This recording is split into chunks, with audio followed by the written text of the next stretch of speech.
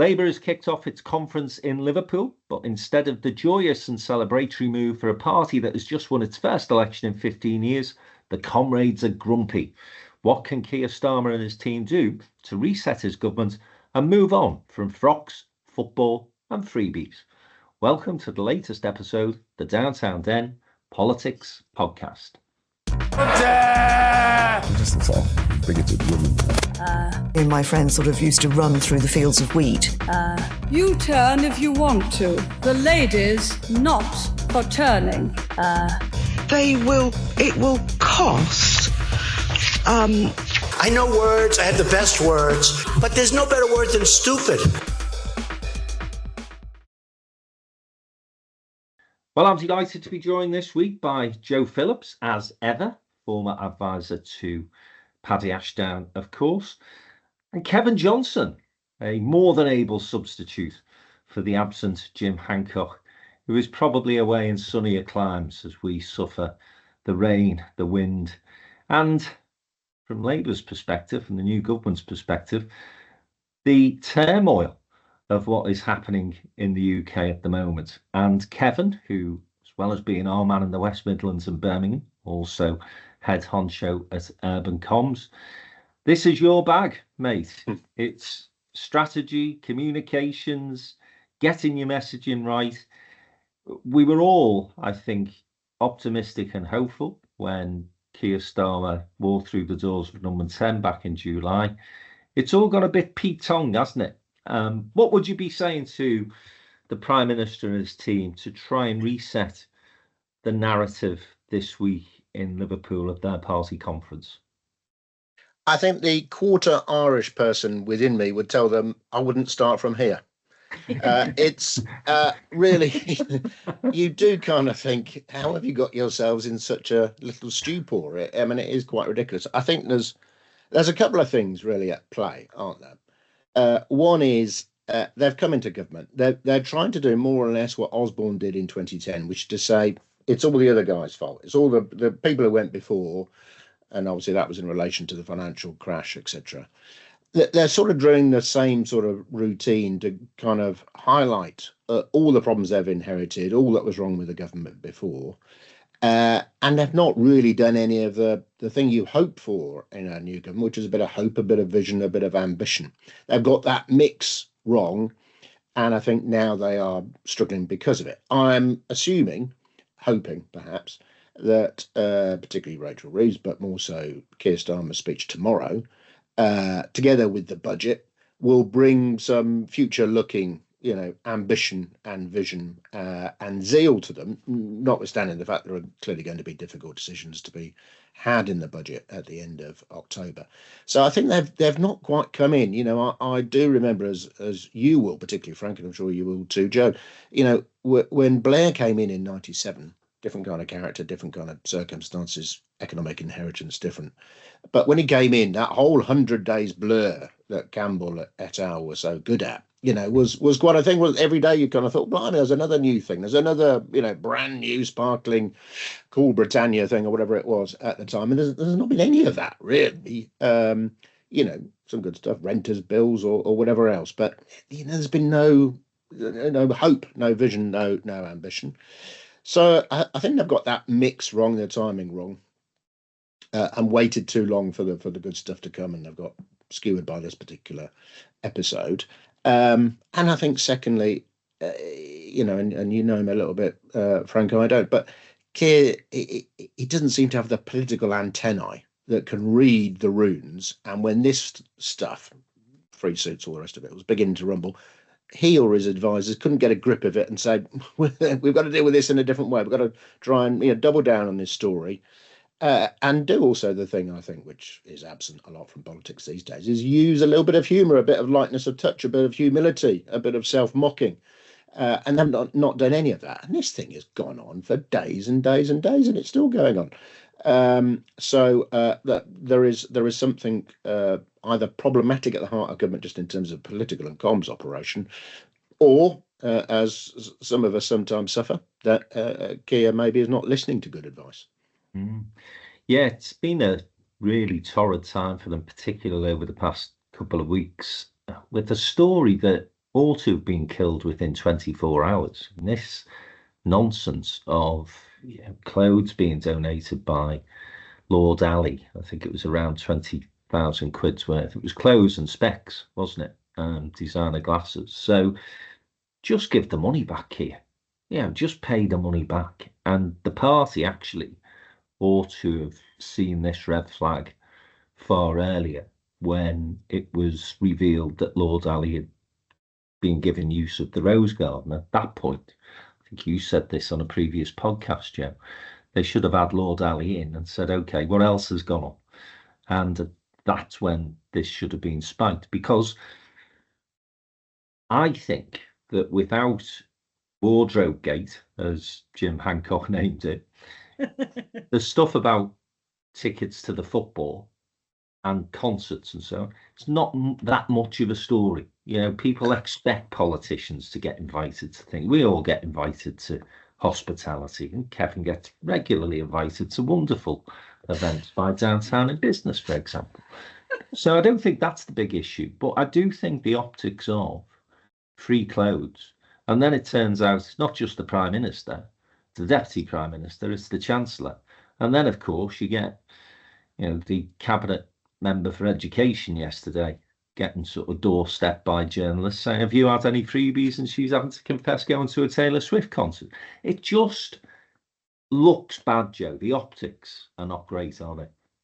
The optics are not great, but I think what is coming screamingly out of Downing Street, and let's hope maybe not at Liverpool, is a naivety, which is so shocking.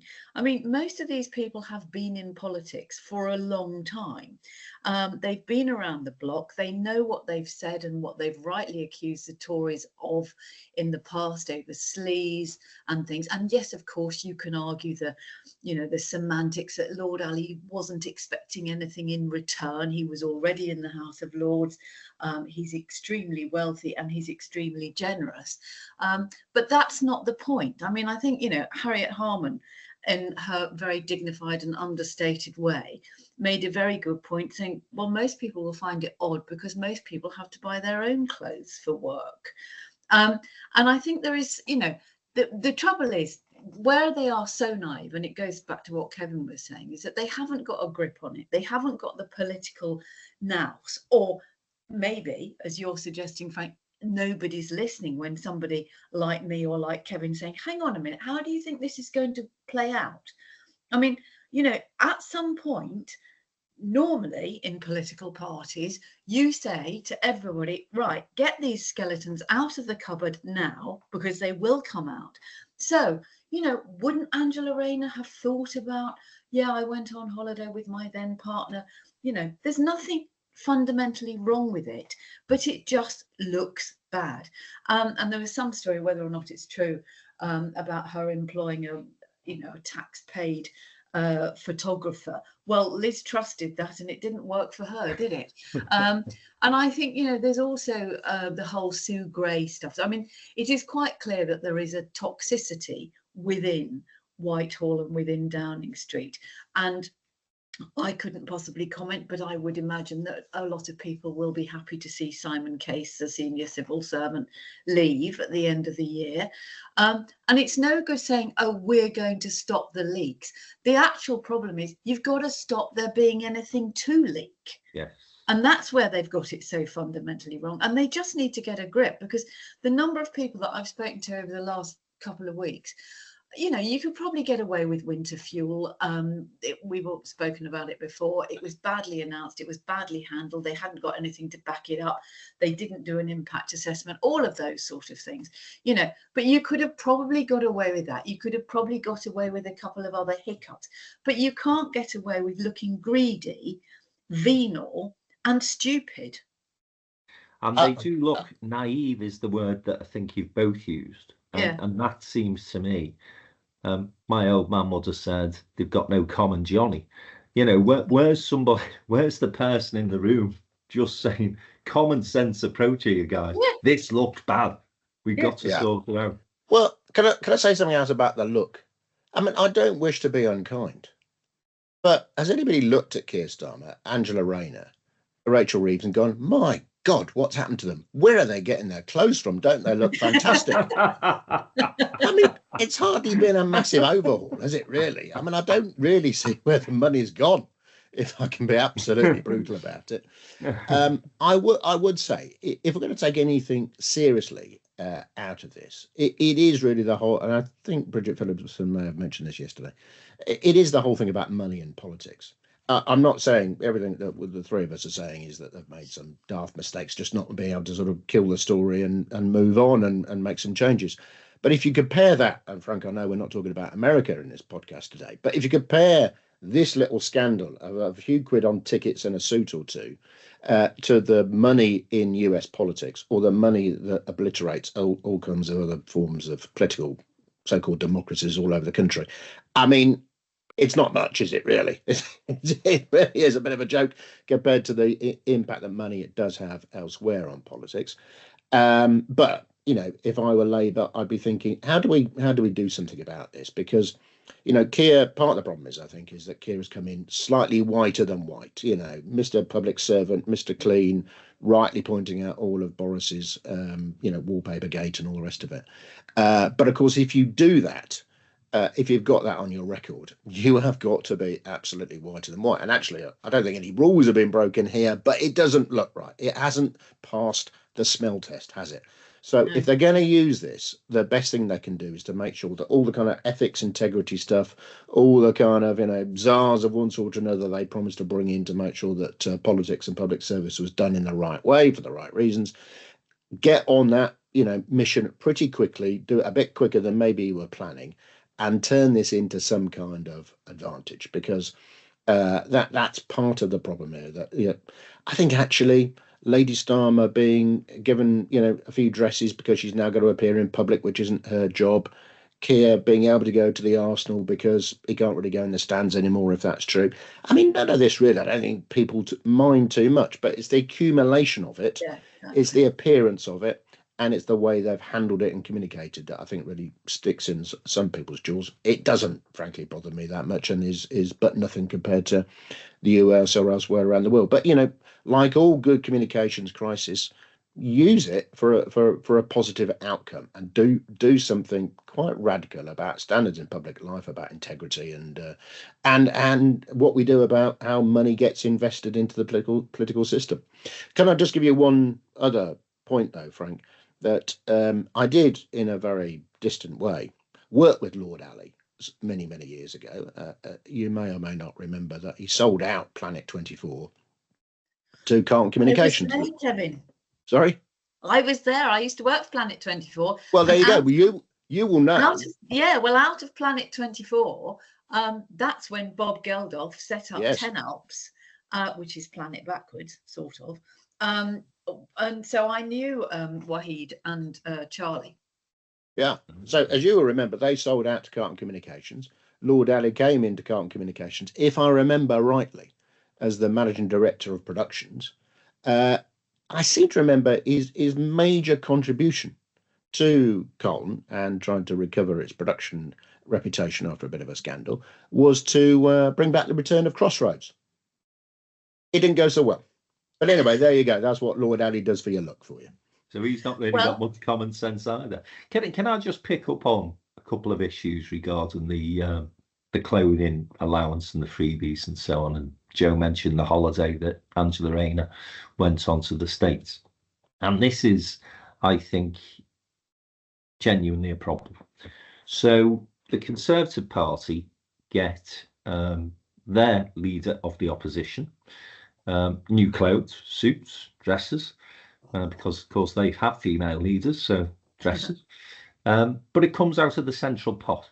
Nobody bats an eye, because people see that as legitimate expense. And if the political party that you are working for, leading, decide that they're going to give you 20 grand's worth of clothes, that's fine, because that's come out of the central pot. Thing that doesn't sit comfortably with me or with people generally, I think, is how an individual donor offers that gift to any of the politicians. I know Lord Ali wasn't involved in the Rachel Reeves clothing thing, I don't think Angela Rayner's clothes came from Lord Ali either.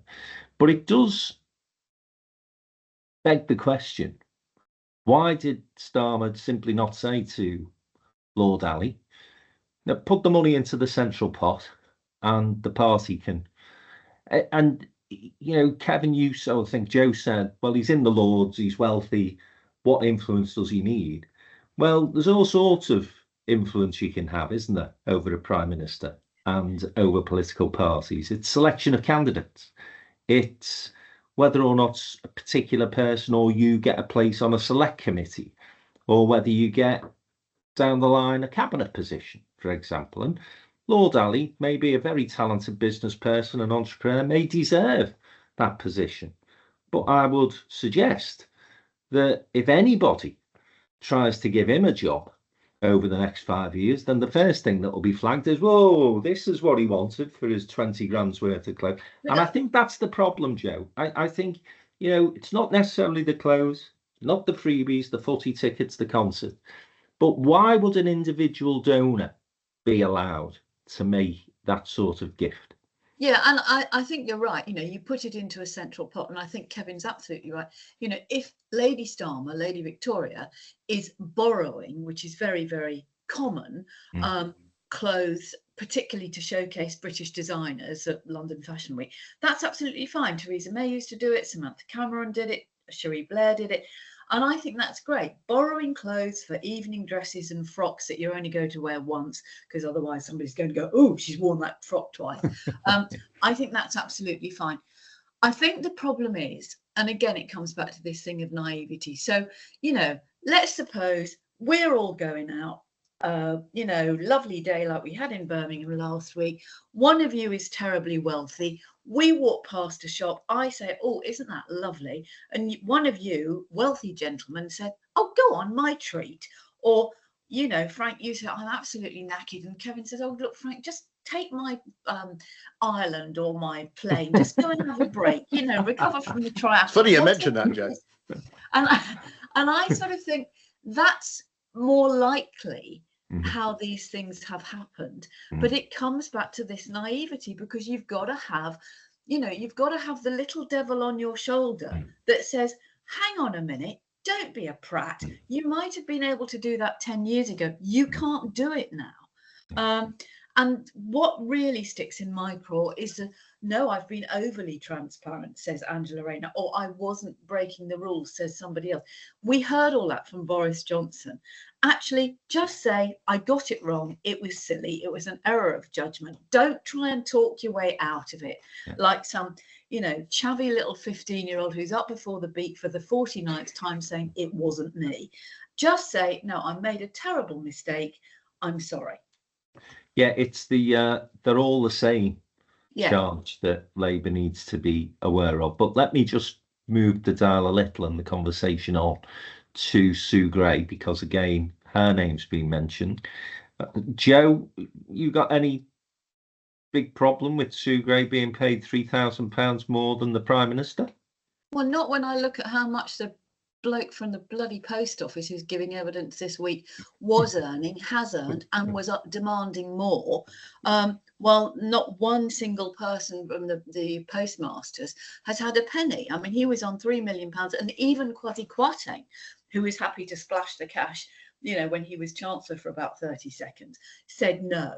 And his predecessor or successor said no. So no, I don't have a problem. And I think this sort of saying, oh, somebody's being paid more than the Prime Minister. Well, you know what? There are a lot of people running things like water companies who frankly couldn't run a frigging bath, who are being paid a lot more than the Prime Minister. I don't think that's the issue. But somebody has got it in for Sue Gray. Now, whether that is somebody within the civil service where she used to be a civil servant, who knows? Whether it's somebody within the political office, I would have thought she's been around the block long enough. And, she's not, well, she is a career civil servant, but she'd also run a pub in Northern Ireland. She's done other things in her life. So she's, she has not come through the gilded school of private school and then Oxbridge and then straight into the civil service. She's done other things and she's knocked around with different governments and things. So she knows that. But you need, again, it's about getting a grip on it. You know, if you've got a problem in the office, then take it to somebody in the office. Don't take it to the bloody Daily Mail. There is a problem, I guess, Kevin, with the Labour Party internally, perhaps, that somebody who is seen as an outsider, I'm talking about political terms now, has got this chief of staff role and is getting paid handsomely for the task. All local authority chief execs are paid more than their leaders and elected mayors. So I don't think that is a big issue, actually, the fact that she's paid £3,000 a year more than the Prime Minister. But it seems to me that the bigger problem is the fact that there are clearly tensions between, and I would think not necessarily the civil service, although there may be some hangover from her time within the civil service, but also sort of special advisors, policy wonks within Number 10 who are thinking, well, she's not one of us and we don't like the way she operates, and actually we think we need to take her down a peg or two. Yeah. Yeah, the issue is not that she's paid the money she is. I mean, people are going to have an issue with that, but that's not really the story, is it? The story is not really that she's paid £3,000 more than the Prime Minister, because many civil servants are paid more than the Prime Minister, or at least in cash terms. I thought, you know, every time the BBC was running this story hard and it was putting those sort of headlines on it. But to be fair, Chris Mason, the political editor, said the real story here is not the money, is not the differential. The story is that somebody's given us the story, and therefore there is disquiet at best in the heart of government, whether that's politically or, as you say, with the civil service. I hear as many good stories as I hear as many bad stories about Sue Gray. There seem to be, it's a slightly sort of black and white. There are those people who think she's absolutely marvellous, and I'm sure that's right largely, and there are those people who she's been on the wrong side of, and they don't like what she's done or how she's operated or how she's gone about business. There's clearly a problem, and we see this. I mean, all of us will have read books about the internal operations of Number 10 and how different prime ministers have coped with it, and over the period of their time how they've changed their operation. He clearly hasn't got that right. Starmer has not got that operation right between all that we know you need in there, not least communications advice, as we were just talking about, political advice, organisational advice, delivery, all them, and then all the kinds of intelligence and foreign affairs type stuff that he's got to have coming in. That has not been organised, and it would seem like she has been too controlling over access, over papers, and almost seemingly making decisions as an advisor, never mind as a civil servant or indeed as a politician. So he's got to get to grips with that. He came out the other day saying he was in charge, fully in charge. I mean, that's, if you need to say that, you've got a problem, haven't you, really? Yeah. And you've only been there 3 months. He's at the height of his political capital, albeit slightly dented in recent weeks.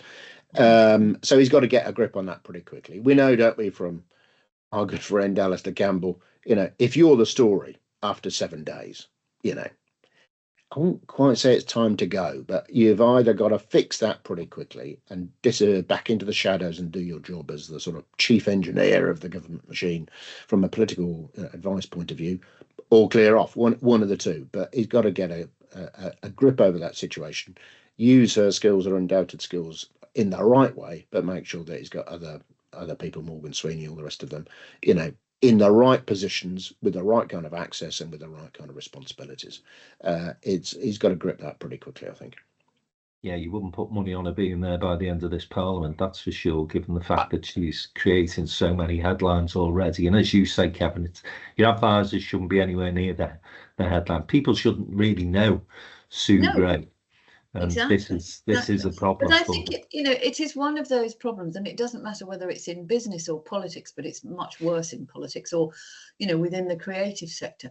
There will always be people who want to be close to the leader or the person that they think has got most influence, and this sort of behaviour, frankly, needs nipping in the bud at this early stage, because the next thing will be who's jockeying for position. Is there going to be a reshuffle after a disastrous 3 months, 6 months, whatever it is? And so people, there are people who've been around the bloc and who are sensible and got wise heads, people like Pat McFadden and actually Morgan McSweeney, who is political, from his head to his toes. But I do think what is coming out, and I know we've said it before, but this lack of political nous, where sometimes you keep your thoughts to yourselves and actually you just get on with it. And actually, you're there to serve the public, not yourselves. Yeah.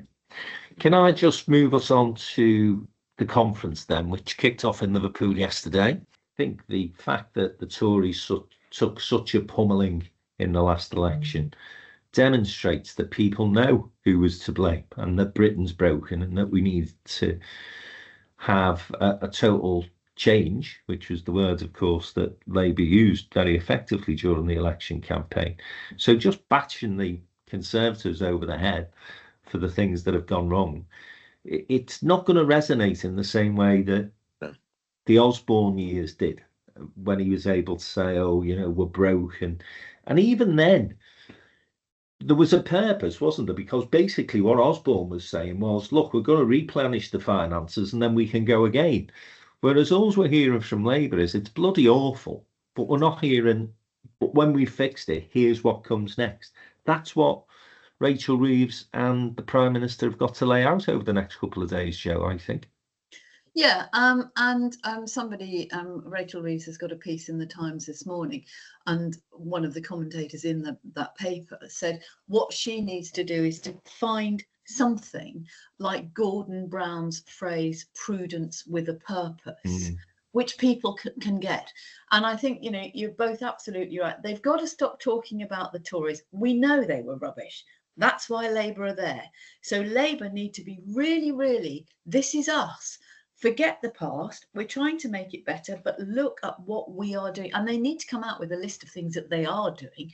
And, if they are going to reference the Tories, well, fine. But as I've said before, come out with a very short charge sheet of money that was wasted on things that could have been spent on teachers, hospitals, doctors, police officers, whatever you want it to be. And come out with something that sounds meaningful to people. I mean, we're not in 97 and nor are we in 2010. And I don't know if either of you have heard the lengthy John Major interview that's been but I mean, there is one thoughtful person who has seen more and lived through more and, has ripped apart by his own party and all the rest of it. But he maintained throughout that, the biggest single thing that has collapsed everything was the 2008 financial crash.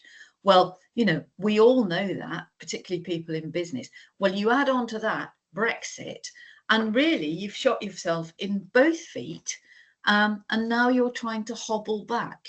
And what Labour need to do is to not say, oh, my feet hurt. What they need to do is say, come on, let's hobble together. But, take my hand, if you like, if you want to use some sort of crappy analogy like that. But they do need to be not necessarily boosterish and Boris Johnson, everything's going to be fine and lovely. But they do need to say, look, we're realists, but we also know that you need to believe in what we are going to do. And we are going to do this by then. Give people something, however small it is, even if it is within the next month, we will have done this or the other or whatever it is, but do something, those incremental marches, pegs along the way, give people faith, I think. And a bit more flesh on the bone as well, in terms of plan reforms, devolution. Absolutely. Okay, Angela Rayner said yesterday we're going to get more devolution. Didn't really put much detail into what that is going to look like.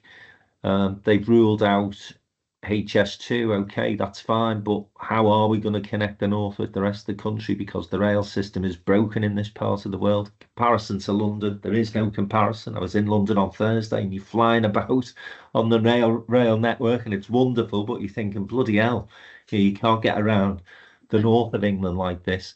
So you've got to start to tell that story, create a narrative of hope for the future. I don't think anybody expects this to be a quick fix, but they do expect the government to be saying, we know the problems, here are the solutions. May take us some time to get there, but be patient, we will get there.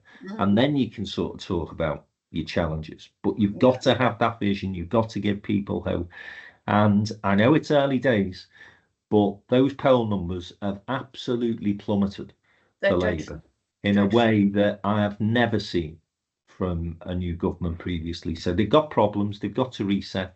I hope if they have been shot in both feet, Joe, it wasn't into donated shoes, and that they can walk their way through this conference and get back on track, because we certainly need them to if we're going to see a government that delivers the economic growth that we all wish to see. After the break, we'll be talking very briefly about other conferences that have taken place this week. The Liberal Democrat Gathering and Reform have come together as well. Nigel Farage and his band of merry men. And we'll also be looking ahead to the Conservative Party conference, which takes place in Birmingham. It starts on Sunday. So stay with us. We'll be back in a minute.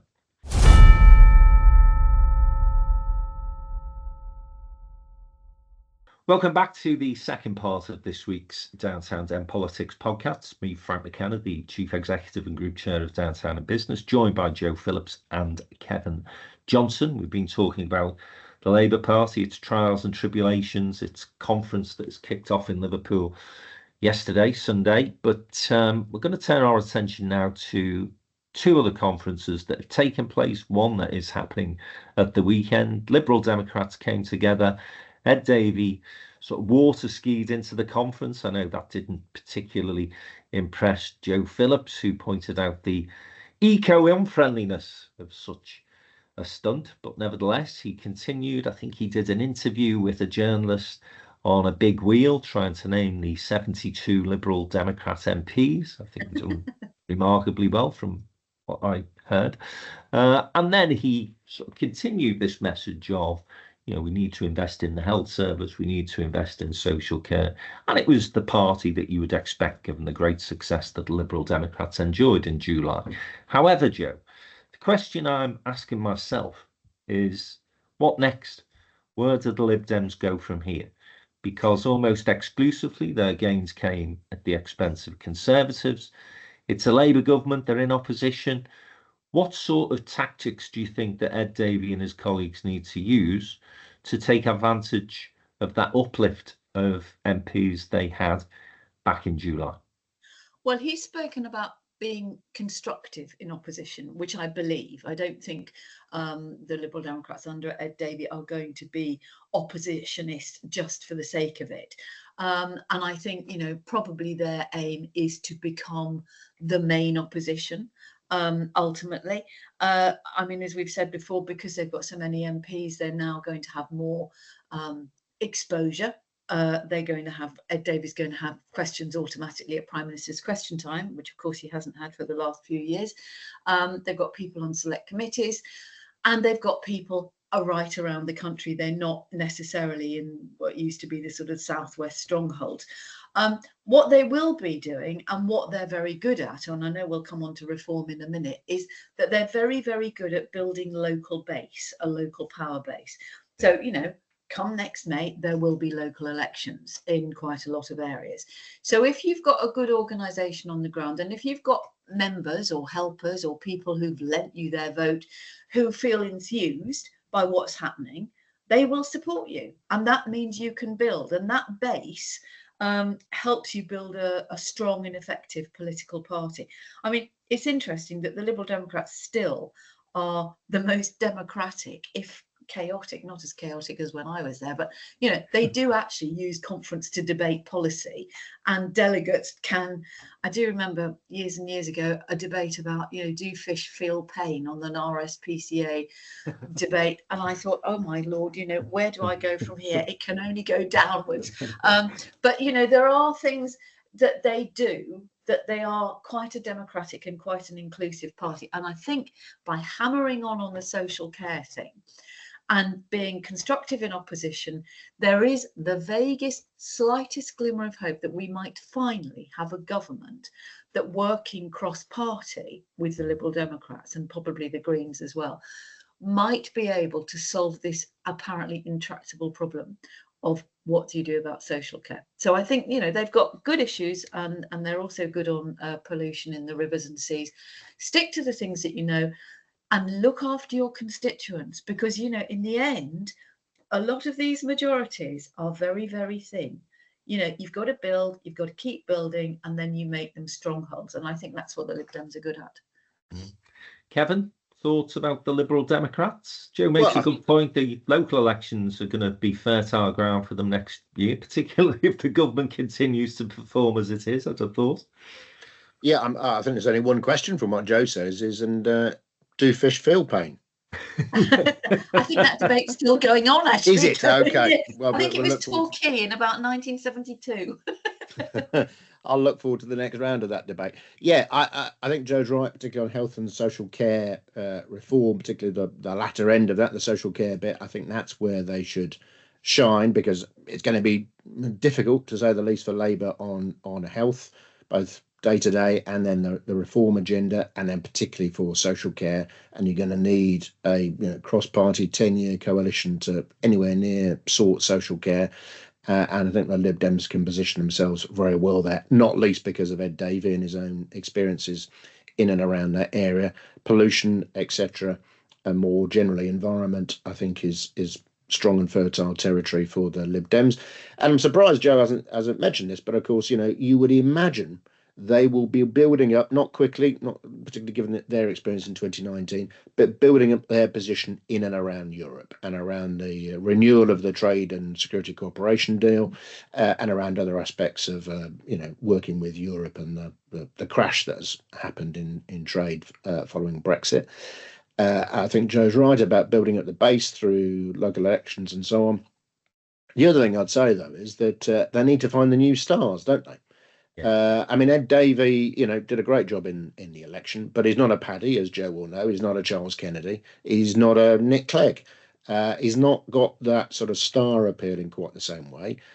Probably I could name a few. Joe could certainly name a number, but there's not that many Lib Dems who are even on the radar of politicos like us. So he's going to need to build 2 or 3, people for the future who become, experts and go-tos, whether that's on foreign affairs, as Paddy was obviously, or on health and social care or other aspects. So I'll be putting some investment into that. And just what does constructive opposition look like when you've got an eye on the next election and that ambition to be even bigger and perhaps outstrip the Tories? But how do you look sensible for an opposition, and how do you make make some real gains over Labour and attack them at the right points? That's quite tricky stuff, I think. But I think the areas Joe outlines are right, but a bit of European prep, and who are we going to put some effort behind? You might put it this way: who deserves a bit of money for suits and glasses? Yeah, I think the biggest service that the Liberal Democrats could actually give back to the country, if they choose so to do, would be to try and take some of the toxicity out of the issues that polarize the country in the way they do at the moment. And I'm thinking about Europe, I'm thinking about immigration, I'm thinking actually about health and social care. If you're going to have a solution to that huge problem that governments for many, many years have faced now, then you do need that cross-party cooperation. You need a long-term plan, and you need people to say, well, whoever wins the next election, this is the way in which we can handle these issues. And Ed Davey actually is in a really strong position at this moment in time to be the person who could be seen as the honest broker in those conversations. Whether or not the right of politics in this country at the moment are in the mood to play that game, but it's certainly something that I'd like to see the Liberal Democrats at least attempt to do. And I think, as I mentioned, the local elections next year will be very fertile ground for them if the government doesn't get its act together rather quickly, and if the Conservative Party continues to struggle. And that brings me on to Mr Farage and his party reform. And he was saying that his ambition in the short term is to start getting reform councillors elected and trying to get an infrastructure built in terms of localities and constituencies. They haven't got there yet. But what Farage does have, and it's frustration for us, I think, but it's the reality, is this ability to take to the airwaves, grab the headlines, get publicity that is way beyond his political party's reach. But he's done it again this week, big interviews in all the major newspapers and indeed on the television broadcasts. My big question mark over Farage, Kevin, is always, can he hold a political party together for more than 5 minutes? Because he does have this ability to fall out with everybody that he comes into contact with, it seems to me. Yeah, I mean, I tell you what I found most surprising. I sort of dialed into his speech on Friday afternoon, having sort of looked at bits of what else had gone on during that day, Lee Anderson, etc., with their usual nonsense. Yeah. He did a speech basically sort of outlining the Constitution. He might as well read out of his Articles of Association how he was giving up shares, voting structures, actually, in a roundabout Farage type way, playing tribute to the Lib Dems and their local organisation, and how we wanted to model the evolution of reform based on the Lib Dem model. I found it very odd. There you are, the sort of the end of this sort of day of razzmatazz, and he was essentially reading out Articles of Association. I didn't quite get my head around that. The other thing I would say is, though, that they bring something new to British politics, because if you watch their Friday and Saturday event, and also what they did in the same venue in the NEC on the outskirts of Birmingham in the election campaign, they're bringing a very Trump-like rally to British politics. Yeah. Now, you can have all kinds of views about it, but it is something different, and it does look like it's got energy. I was amused by one of them. I can't remember who it was, might have been Tice, saying that we've crammed all these reform members into the NEC. A venue can hold either 15 or 20,000, and they had just under 5,000 in there. But anyway, they crammed them in. Very Trump-like, I thought. So you've got to give him that. They're bringing a sort of a different look and feel to British politics, and it gets, as people sitting there in Trump baseball caps, it gets a certain proportion of the population enthused and engaged in it, and more reform members signing up, seemingly so. I think, though, yes, he's a member of Parliament. He's got a political party to run. He'll have more and more problems. One of his things on Friday was talking about vetting, etc. He's going to have all kinds of scandals and crises, isn't he, with people who come into the party or stand for election who've done and said some terrible things. I'm sure we have no doubt. Holding that together is going to be tricky. He's going to be accountable for his own actions. And I'm struck particularly by that story last week. I don't think he's held a constituency surgery in Clacton since he's been elected, I think is the story. And he's given some ruse about his not being able to hold it because of security concerns, and that was then debunked. All very well running off to your mate Donald in America, who doesn't seem to want to see you anymore. What you've actually got to do is to talk to people about potholes and waiting lists at hospital. That's what you're there to do as an MP. I think that is going to be one of the areas where he comes unstuck over the next few years.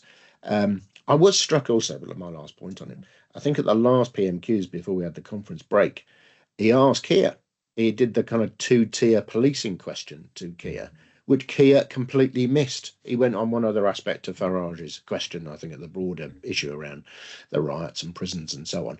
And he missed the ability to stamp on this two-tier policing myth that Farage and others are behind. So, again, just to sort of bring it back to the first part of this podcast, shows to me that Keir doesn't always have that political antennae to be able to see things as they come past and making sure he's either taking the opportunity or killing them stone dead. But yes, I think Farage is going to, for all the things he's brought to politics, and he's the most effective political operator this country has seen since Blair. I'm afraid that is the fact of the matter. Being in Parliament, running a political party is going to be a challenge. Well, Joe, you know him better than us. You regularly appear on his programme on GB News and have marvellous conversations with him. He did say in one interview he did this week that he expects to become Prime Minister. Do you think he's serious when he says that, or do you think actually he just treats politics as a little bit of showbiz, gives himself a profile, loves the fame, and of course he's handsomely rewarded financially for it as well, isn't he? Yes, I think he is very good at shooting craps. I mean, I think he's got that thing. He's turned reform into a team game for people who may perhaps not take politics quite so seriously at the level of what actually has to happen in order for things to change. You know, the boring bits of policy and legislation and stuff. But he's very, very good at it. They've got this quite impressive new young chairman, Zia Yusuf, who I think will try and organise it. And of course, they're not short of money. They've got quite a lot of money behind them. But I do think, you know, as Kevin rightly says, and I heard Lee Anderson defending the fact that, you know, Nigel Farage can't hold a surgery in Clacton because of fears for security. That is the same for every single MP. And one of the reasons is because of the toxicity and the hatred put about, not necessarily by Nigel Farage, but by people who support him. And it seems to me that, you know, he is reaping what he has sown by the bucket load. But sadly, Joe Cox and David Amis actually paid the real price. And I think, you know, to go back to what you were saying, Frank, about the Liberal Democrats toning down the toxicity, that's really important. But absolutely, as Kevin just said, Keir Starmer needs to clamp down on those things. And again, you know, they need to rebut the rubbish. You cannot send people back to France who arrive on boats. It is against international maritime law. It has got nothing to do with the European Convention on Human Rights. And you just need to keep coming out. And we've heard this time and time again. Those of us that are pro-European, you know, for years and years and years, used to say to the European Commission, why don't you correct these stories about straight bananas and sausage sizes, most of which came from one Boris Johnson, which were complete fiction and total lies. Oh, it's fine. People know common sense. They don't. They don't. They will believe what they want to believe. And before you know it, you know, you're being told all sorts of garbage that becomes folklore and then becomes, you know, fact. And actually what Labour need to do, and actually all the parties, the Conservatives as well, and the Liberal Democrats, they need to clamp down on the lies that Reform put out so that they actually can puncture this Team Farage, Team Tice thing and go, yeah, well, they've promised you this, but that's not possible. And here's why. And it's whether or not the Tories join in that pushback on some of the stuff that Reform say, because sadly, for a particular wing of the Conservative Party, they actually want their organisation to move more towards Farage, ignoring the fact that they lost almost 70 seats to the Liberal Democrats, and seem to think that their future is shifting further to the right. And I heard, I think it was Jenrick or one of Jenrick's supporters talking about, you know, Italy and the fact that Keir Starmer was talking to the Italian Prime Minister Meloni and saying, you know, they've offshored people to Albania, exactly the same as what we wish to do in Rwanda. Well, entirely different, of course, because aside from the fact that Albania's proximity to Italy is a little closer than Rwanda is to us, the Italian officials are in Albania processing the claims, and should those people who've been offshored to Albania win their right of appeal, then they do go to Italy. Whereas, of course, we were saying, well, it doesn't matter if you go to Rwanda and you're staying there, whatever. So the ECHR rules in Italy's case are not being broken, and the Tories continually saying now, you know, the candidates who want to win the membership vote, including Tugendhat, unfortunately, are saying, well, we'll rip the ECHR up. And that brings me to the Conservative Party conference on Sunday, which I can't imagine is going to be a particularly joyous occasion, but you never know. It's happening in Birmingham, your neck of the woods, Kevin. We've talked about who we think is going to win the leadership.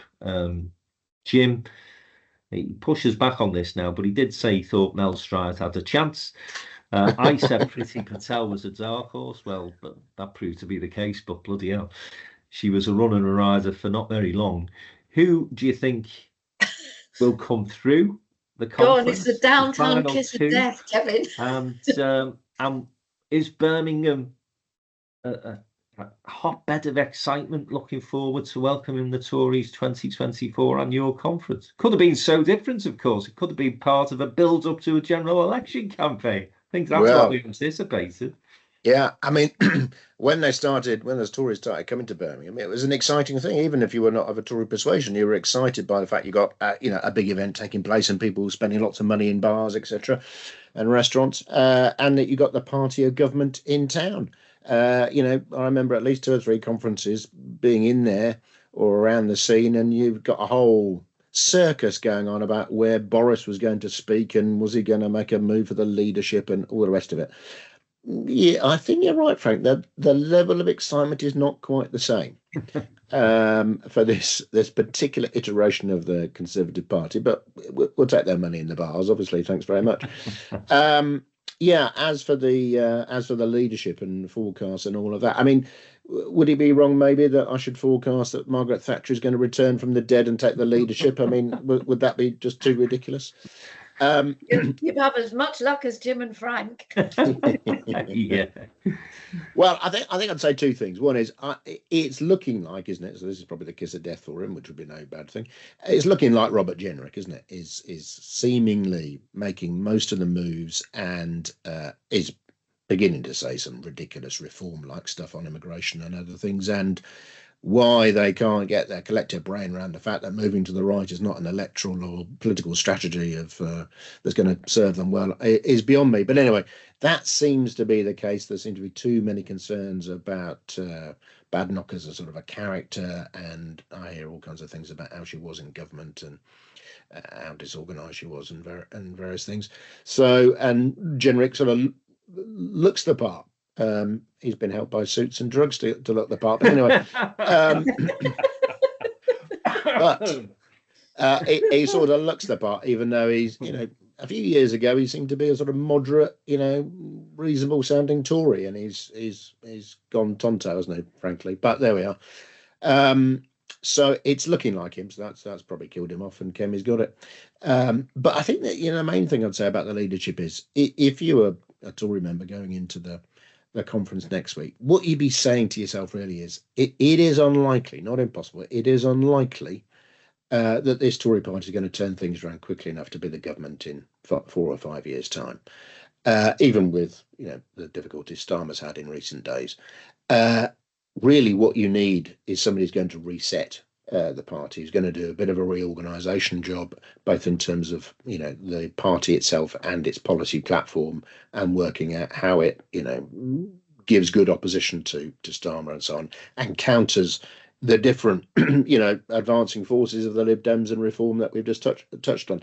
That's really what you'd be doing. And if you were thinking in those terms, you'd probably go for a Cleverly as a sort of safe pair of hands, and somebody's been at the top of government and he's made mistakes himself, hasn't he, quite famously, but it would at least look like he's going to give Starmer a bit of a run for his money. But my guess is they're going to end up with Jenrick.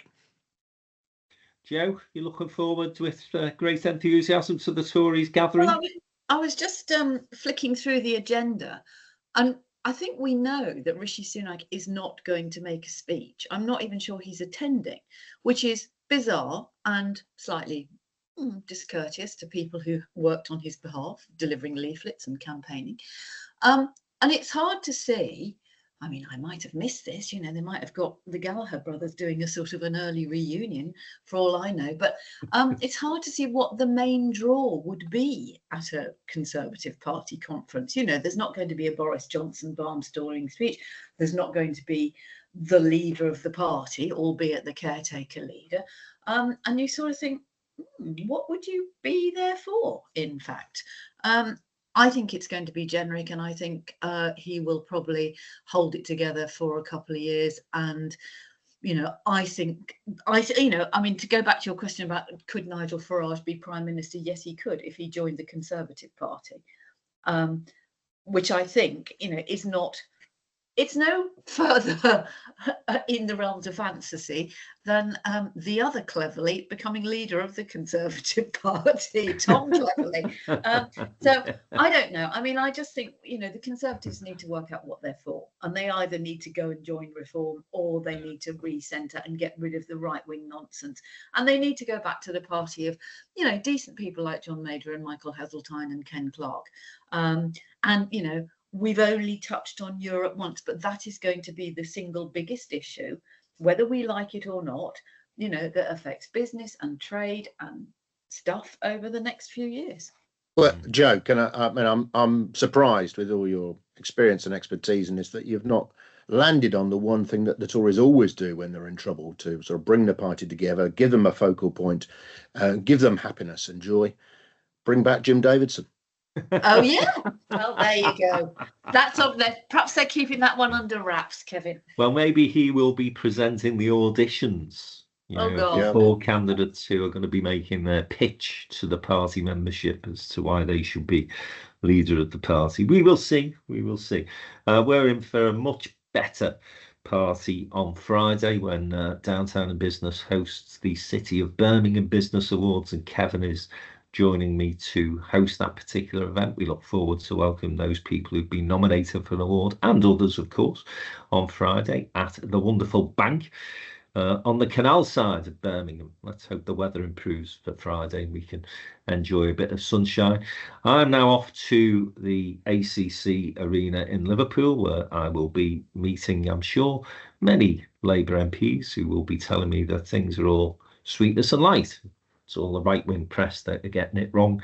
And I'll be in the room tomorrow in the conference hall when Keir Starmer makes his first conference speech as Prime Minister. So we'll report back on all that and much more besides next week, when I expect Mr. Hancock will be back from wherever he is. And he's clearly trying to spend as much cash as he can before this evil socialist chancellor Rachel Reeves starts taxing it up, and he's obviously equally clearly not bothered about losing his winter fuel allowance. So that's it from us this week. Thanks to Kevin Johnson, thanks to Joe Phillips, thank you for listening. This has been Frank McKenna, the Downtown End Politics Podcast. We'll see you all again next week.